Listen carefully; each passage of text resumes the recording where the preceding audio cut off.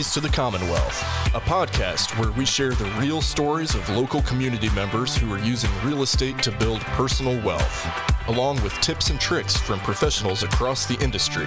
And now, your host, Landry Fields. Welcome back, everyone, to the Keys to the Commonwealth podcast. As you know, I work with real estate investors and professionals every day in the insurance business, and I'm very excited for today's show. My guest today is the owner of Dynamo Properties, VIP Lending Group, and Barrel Creek Investments. He has been a property investor for 10 years and a licensed realtor for 7. Born and raised right here in Lexington, he received his degree from Asbury University and has been proud of his beautiful family and becoming financially free in 2016 while still in his 20s, maybe early 30s, somewhere along that. He'll explain that in a second. But he's married to his wonderful wife, Charity, and together they have 2 amazing children, correct me if I'm wrong, Ellison and Liam. And then I'm excited to welcome my friend today, Zach Peterson, to the Keys to the Commonwealth studio. Thanks for coming on the show, Zach. Thanks for having me, Landry. I'm really looking forward to this. Oh, I appreciate you coming. I know we kind of go back a little bit, hopefully get to know each other a little bit better today in this respect, as far as some of the similar backgrounds here. But we start every show kind of the same similar way, hop back in the DeLorean time machine and tell me, how did you get into real estate to begin with? So I graduated from Asbury College in 2010, and I got a degree in recreation. So a lot of people like to joke, right. Oh, you majored in fun. And yes, it was fun majoring in that. Sure. But as most people know, in 2010, the economy was in the trash. There was no jobs. There was no nothing. The housing market was wrecked. So I graduated, and I really wanted to stay here locally in Lexington because I love it here. And so it really limited my job options. So basically there were no jobs. So I realized eventually after having some pretty crappy jobs that I had to basically make my own career here. Sure. And my family was involved in real estate. So it kind of led me into that. And here I am today, over 10 years later. So you kind of started in the investment side of things first, and then kind of what added the realtor aspect more as to kind of do a separate aspect of selling and buying and selling properties for clients, or more just as a needed aspect of what you wanted to do long term with real estate? Right. So I bought my first house in 2011 because obviously, like I mentioned before, and as everyone knows, the housing market was in the trash can back then. So a lot of great buying opportunities. But I got my license in 2014. Okay. And at that time, I did represent a few people, but I realized real quick, and the goal really was just to have it to further my investing career. Sure. So right now, I don't take clients. I just refer them out. I just basically use it for myself. Yeah. And after you get to a point like you are where you're wanting to make it a full-time career kind of thing, obviously that can go a long way, save a lot of money as well in that respect. Absolutely. And so forth. So what was it about real estate that kind of drew you in and excited you, initially? Man, pretty much everything. I mean, I knew I wanted a family one day, so I really wanted my time back. So I knew that, investing in real estate would give me that freedom of time. Right. There's a lot of good opportunities to make a lot of income, to build a lot of wealth. The idea of passive income, you go to sleep and, you're still building wealth. Sure. You're still bringing in cash flow, just the idea of that. The tax savings are fantastic with buy and hold rental properties. Yeah. So, I mean, it really makes sense, and that's why everyone's really getting into it these days, because it just makes sense. Yeah, and then, there's still plenty of opportunity. I mean, there's different ways. Maybe one ways of opportunities have changed, but there's always still opportunities in some form or fashion for it, for sure. Yeah, absolutely. So back to your first property that you got in 2011, kind of talk to me about that. How did you get that? What was, as far as acquiring it and so forth? Yeah, so in 2011, basically you could pick any neighborhood in Lexington, probably any neighborhood in the country, find 10 to 20 properties on the MLS, and they'd all be great investment properties. Totally the opposite of what it is now. And you wouldn't be bidding against anyone, usually.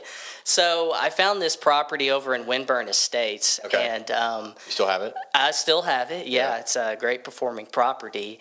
And I found it, and I asked my dad to help me kind of run the numbers on it. We got a pro forma, which kind of shows you what your cash flow might be and all that. And I ran the numbers. It looked really good. And I was like, Dad, this is a Windburn. I don't know anything about Windburn. It kind of has a bad rap. Yeah.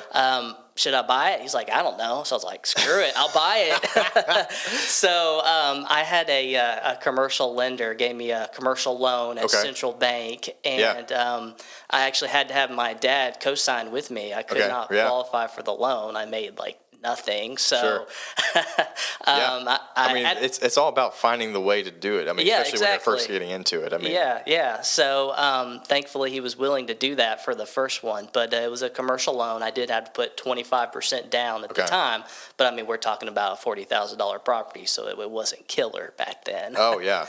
Yeah. The property was only $40,000. It was only $40,000. Oh my gosh. Yeah, that's pretty much what I bought properties for back then. So you can imagine how well they've done, especially these days.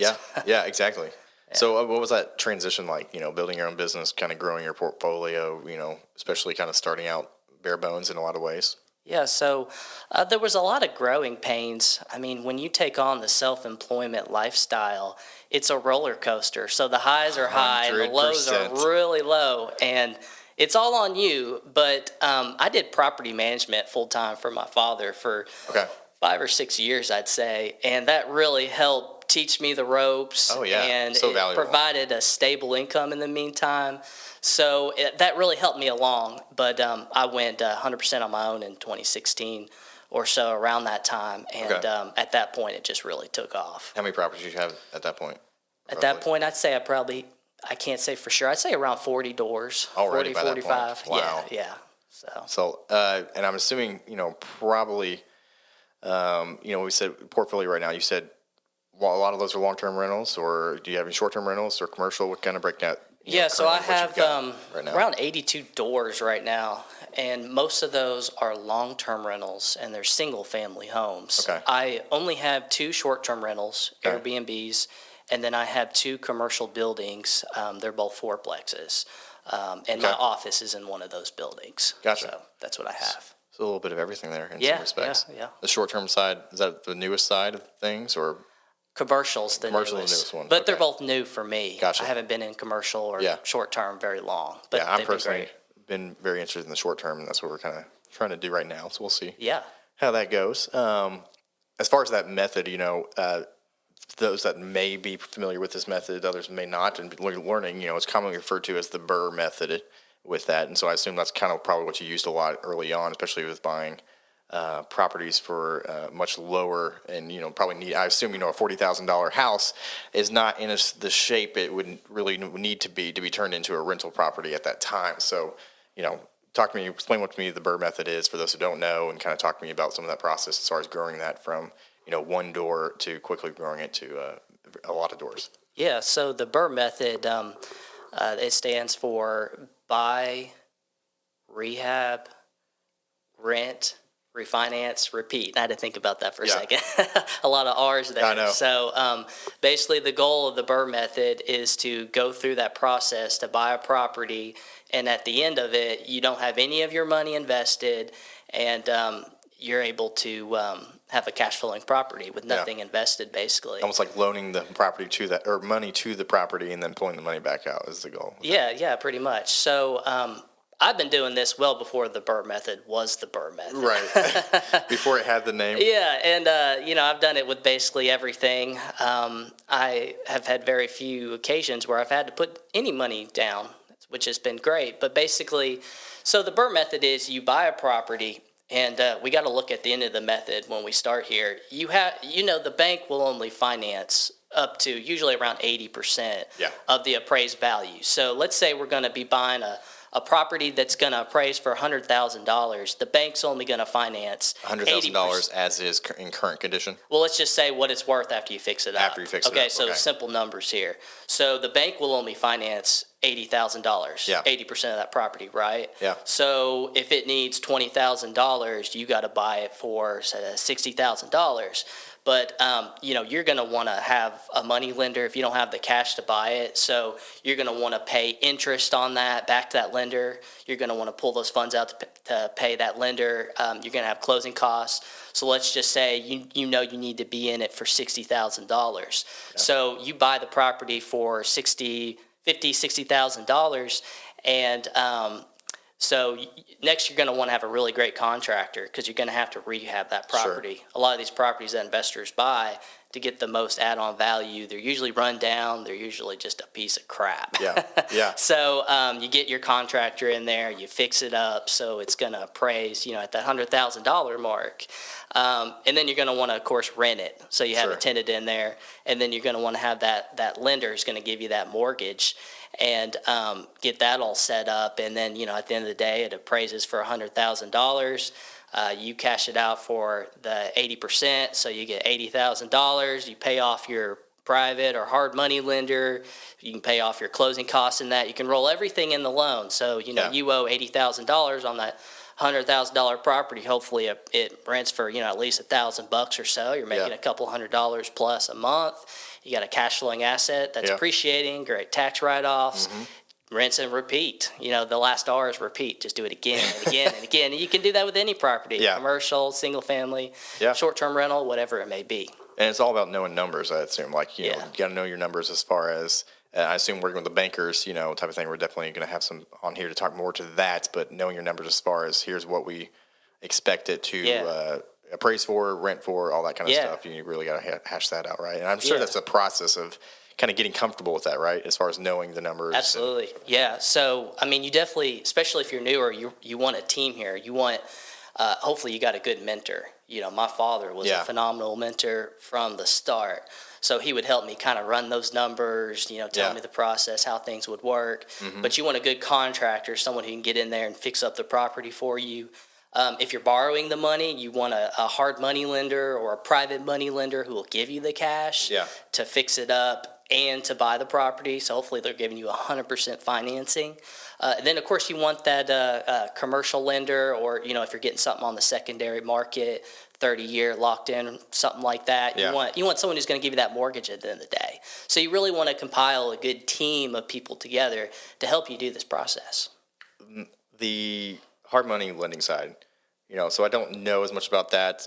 Talk to me, and obviously you're doing it a little bit for certain people and so forth with, which one is that, VIP lending group you're doing that with? Yes, correct. So talk to me a little bit more about that, how that typically would work from the way you're doing it now, as well as the way you've kind of worked with some of those people in the past type of scenarios. Where people are like, where do I go find that? How's that work? How's it different in the bank kind of a thing? Yeah, so there are hard and private money lenders out there, and basically the only difference between those two is one's private and one publicly advertise their services. Basically like they're a bank themselves kind of thing? Yeah, short-term loans. Yeah. So, I've used hard and private money lenders for years, and basically they give you, hopefully they'll give you 100% of the financing, so you can buy the property and all the money to fix it up. But sometimes they'll just give you the money to fix it up, especially if you're new.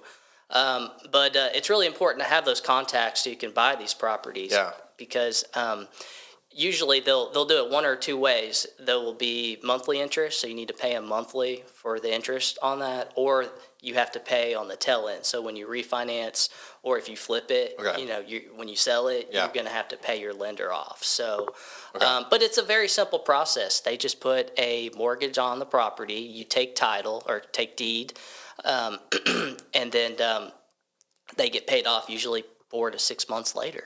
But I do have a private money lending company, like you said, called VIP Lending Group. We don't take clients. There's just a few people we work with. We like to think of them as our VIP buyers. Maybe a little cheesy there, but they are. To you. Yeah, exactly. So, but now, what do those rates usually kind of look like as far as difference from a bank kind of thing? Obviously, bank right now would be 4.25%, 4.5%, maybe 5%. Different things like that. Well, what does that look like as far as the interest rates typically, or ranges? So that can range greatly, but I know there is a hard money lender in our group. He is great. I've worked with him a lot, and he charges 13%. Okay. That's what I charge too. Yeah. And usually people that's sitting on the books for what, maybe 3 months type. Depending on the property, I've seen mainly like 6-month terms. Okay. So that can go longer, that can go shorter. And I know there's plenty of people out there that are going to charge less. Yeah. But 13% seems like the going rate. Okay. And I think it's fair for the service they provide. Yeah, that's interesting. So obviously coming out of kind of the COVID world in a lot of ways, where do you kind of see the market going? Obviously, it's kind of tightened up a lot since you were buying properties at $40,000. The landscape is definitely, there's still a lot of opportunity, but I'm sure the landscape has changed for sure. Talk to me about some of those ways that you've seen kind of the market change, as well as where you kind of think it's going and headed. Yeah, so I mean, I'm no expert on this stuff, but obviously it is. You're a little bit of expert. You've been in the game for about 10 years. Oh, thanks, man. I appreciate it. But yeah, so in 2011, that first property, it was the complete opposite. So I feel like I've really rode this market cycle all the way up from the bottom. Yeah. A lot of people say, "Oh, it's getting ready to crash. Everything's going down." I really don't see it, man. Yeah. I don't. Anybody that knows anything about anything, they're not saying anything about a crash. I don't foresee it. Yeah. Especially in Lexington, there's just nowhere to build with our urban service boundary. Right. Everything's supply and demand. And I mean, Lexington is a great place for jobs. It's a great place to live. The demand's so high and the supply's so low. I just don't see how it's, I know. Unless the Fed comes out and jacks the rates incredibly high. I mean, that might cool it off, but our population growth, we're just not keeping up with the demand here. So have you still been able to kind of grow during, in this period of time as well, or kind of how has that changed, since it seems like the market is as hot as ever right here, right now? Yeah, I mean, it's definitely been challenging. There's not as many buying opportunities. It's definitely a seller's market out there. So it's really hard to buy properties right now. They're out there, but I mean, you really got to hustle it. You got to have connections. You don't just wake up and Yeah, there is no going on the MLS, finding 10 properties per neighborhood, and any of them be good deal. That doesn't happen anymore. Yeah. If you put in the effort, obviously you can, like you're saying, you can find them. There's different avenues and different ways, stuff like that for sure. But it's for somebody trying to get in like myself, it's definitely a bit more challenging for sure. So finding those unique ways, and like you said, the relationships, I'm sure plays a huge part of that.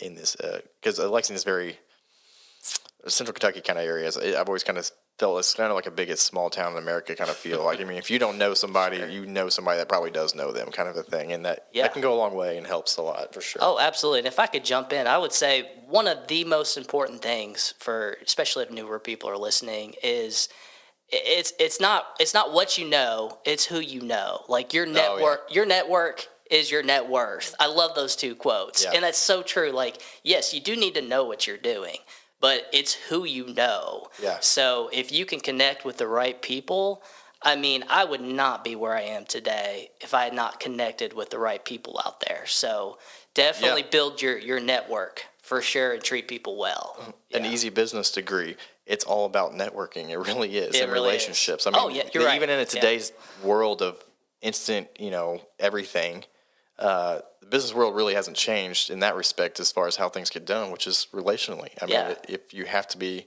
able to connect with people, put yourself out there, ask questions as dumb as they may sound, because what you don't know is what you don't know. So you got to go learn and figure it out. And YouTube's been, I mean, I wish I had YouTube back when we were growing up type of thing, the wealth of knowledge that's on there. There's like no excuse anymore, right? It's like, right. It's right there. You can just go find it now, type of thing. You don't have to go look in an encyclopedia and hope it's up to date or something like that. So true. If you don't know what an encyclopedia is, you can go Wikipedia it. What's one of the craziest things that you've kind of ever seen in this the real estate or showing a home or flipping houses, whatnot? Yeah, so I had this crazy thing happen. I have plenty of stories, but I'll share this one story. This is pretty funny. So I have this 6-unit building over in Idle Hour, and I was at my house and I sat down to have lunch, and I had a tenant call me, and she was in a bottom unit and they're stacked on top of each other, and she's like, "Mr. Zach, there's water pouring out of my ceiling." I'm like, "Oh my gosh." I know where this is going. I put my lunch down. I drove over there. It wasn't too far away. And I'm calling the tenant that lives above her the whole way over there. And she's like, "I don't know. I'm going home right now to see what's going on." So I get to the building, and I immediately go to that upstairs unit, and I open the door. I don't even knock. I just unlock it, open the door. There's water everywhere, and the bathroom's kind of in the back of the unit. So I'm like, oh my gosh. So I run through the water. I take a turn into the bathroom, and I'm shocked. There is a grown man in the bathtub, butt naked. The faucet is just running. It's pouring over the side of the tub, going everywhere. I swear I thought this guy was dead. So I'm just like, oh my gosh. So I run out of the building. I called 911 Right. and I'm on the phone with them and the dispatcher's like, do you need police, ambulance, or the fire department? I'm like, I'm a little flustered. I'm like, just send them all. Yeah. So when I'm on the phone with her, the tenant pulls in. So I'm like, I'm sorry, I got to go. I'll call you back in a minute. So I run to the back of the building. She's parked back there and she's getting out. I'm like, Ashley, I just want to tell you, whoever is in that unit, I think they're dead. No. So Ashley runs in there, and I run behind her, and she gets in that bathtub. She starts smacking this guy, and finally he wakes up, and he stands up, and he's butt naked. I don't know if he was high on something or what. So he was the faucet was on. He fell asleep before it filled up, and it just kept going. yeah, Oh, or my I don't know. goodness. You know, I don't know what was wrong with him, but yeah, she moved out soon after. Oh my gosh. This is why, as you know, I don't know if you do this now with your tenants, but you know, requiring renters insurance for the cost of it, the amount of cost that it really costs somebody is so cheap that one as a property investor can help you immensely from having to kind of dip into your insurance in that respect and so forth. I mean, I'm sure. Did you have people at that point or require the renter's insurance at that point? Or? No, at that point I didn't require it. Okay. And to be honest, I'm still in process of getting there. Yeah. But most of mine do. Yeah. But I highly recommend tenants contact someone like Landry because it doesn't cost hardly anything. And I tell my tenants, I'm like, hey, I have a policy. It covers my property, but God forbid there's a fire or flood. It's not going to cover your personal property. Exactly. So it's not just to protect me, it's to protect yourself too. Yeah. So I recommend everyone. And the other part of that too, which has been, I think is an extremely good point, is on the renter side, especially for, let's say, you know, the recent unfortunate events of, you know, Western Kentucky with the tornadoes and so forth like that, as there's also an aspect of these policies where if you, like in this side of things, the lady down below, if she had renter's insurance because your property was damaged, one, it's going to fix her property, but second of all, it's also going to help probably put her up somewhere because she obviously can't live in that apartment during that time. So if you don't have renter's insurance, then, you know, you're kind of on your own to find a place to live while it is being fixed up. Whereas if you had a renter's insurance, it would help pay for you to kind of find other accommodations while, you know, your current place that you live is being fixed, renovated, you know, all that kind of stuff. Yeah, absolutely. It's so cheap.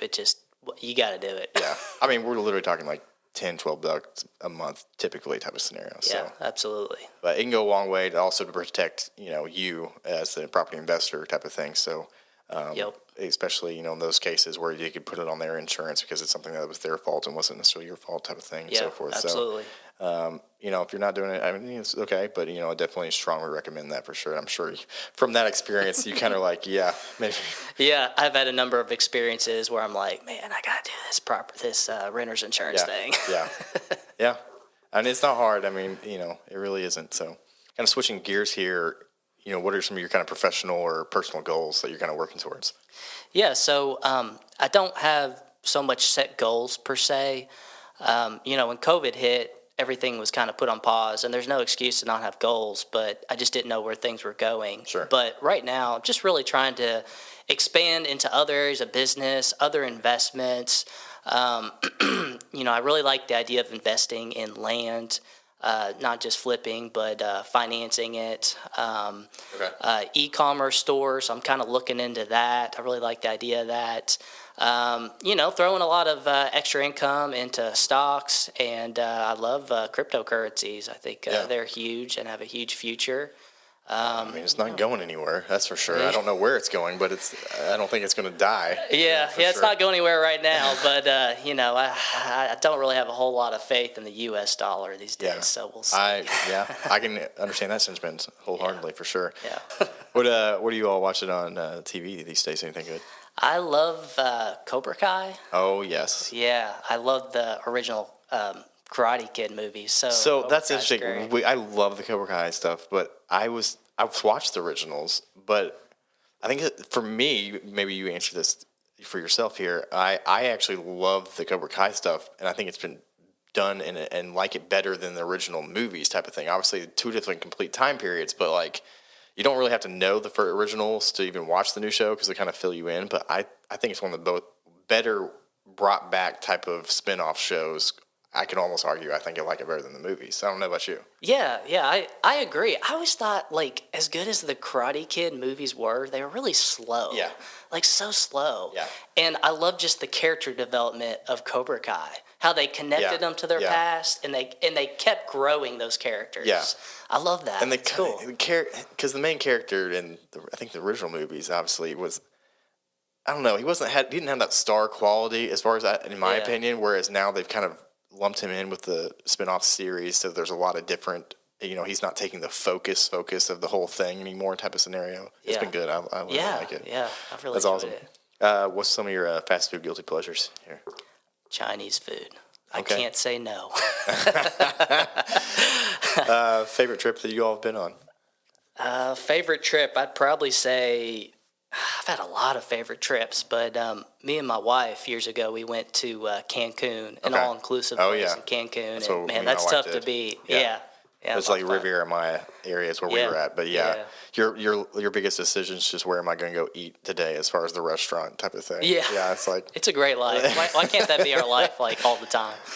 What's your all's kind of favorite local place to go to or date night restaurant or something like that? We love J. Alexander's over in the Summit. Oh yeah. Man, it's tough to beat. Yeah. Just their steaks and prime rib. I love it. Oh, it's so good. First car you owned? I had a 1999 Ford Mustang. That was fun. As a 16-year-old? Or 17-year-old? No, first car that I owned, I was probably okay. 18 or 19 or something like that. So, the first one I owned. There you go. Yeah. Favorite thing about Kentucky or to do in Kentucky? I mean, obviously, growing up here, it took me traveling more to kind of appreciate what we have. But, somebody's moving here or something like that, what would you be telling them to kind of do or about Kentucky? I like the four seasons. You get, all four seasons. That's true. After doing a lot of traveling in the U.S., it's really green and lush here. And I like that. I love going out west. It's beautiful. It's grand. Everything's big. But here, everything's just beautiful. It's green, rolling hills, the grass, the trees. I love it. The water, all the water here. I like Florida and stuff like that, but I'm always like, man, I've got to have grass, I think, where I go. Like, you get accustomed to the bluegrass and the lushness of the grass here, and I'm like, I got to have that type of thing. Yeah. I don't like mowing it anymore, but I like fresh. Amen. What's your favorite purchase of the last year, 2021? Probably. Favorite purchase, like I mentioned, I have a couple of commercial buildings. In one of the buildings, I moved my office into it. My wife kicked me out of the house, my home office. But that was a blessing in disguise. Growing family, I'm sure that is helpful. Yeah. As much as I liked working from home, I needed to get my own space, away from the crying kids, distractions. So that has been so nice to have my own space to go to. I've been very productive. So having my office building for sure. Awesome. Well, I mean, if you want to is there a way if somebody had additional questions or you just want to connect with you, is there a place to follow you on this journey that you're doing as far as that goes? How can they get in touch with you? Yeah. So, you're welcome to add me on Facebook. I'm fairly active on there, or Instagram. Just my name, Zach Peterson. You can follow my business page on Facebook. Just search Dynamo Properties and you'll see it pop up. You're welcome to give me a call. Text me anytime. My number is 859-396-4156. I don't care if you're new. I don't care if you've been doing this 20 years. I would love to connect with you and catch up, see what you're up to. Maybe we can do some deals together. Just network, connect, and have some fun. Awesome. Yeah. Well, Zach, thanks so much for your time today. I appreciate you coming on the show. Thanks for listening. We look forward to having everyone join us next week for another insightful episode of the Keys to the Commonwealth podcast. Thanks, Zach. Thank you. To learn more about this podcast, visit our page at keystothecommonwealth.com. To connect with Landry regarding insuring your investment portfolio, email Landry at novainsuranceGroup.com or call 859-687-2004.